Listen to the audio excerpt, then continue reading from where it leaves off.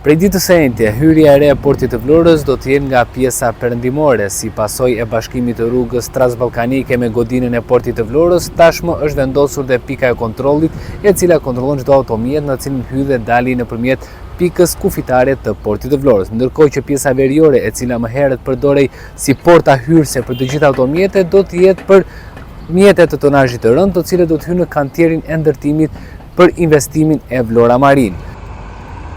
Prej mëngjesit të kësaj të njëjte ka hyrë në funksion hyrja e re e portit të Vlorës. E vendosur në zonën perëndimore të portit, kjo hyrje është bërë e aksesueshme pas përfundimit të investimit që lidh rrugën transballkanike me territorin portual.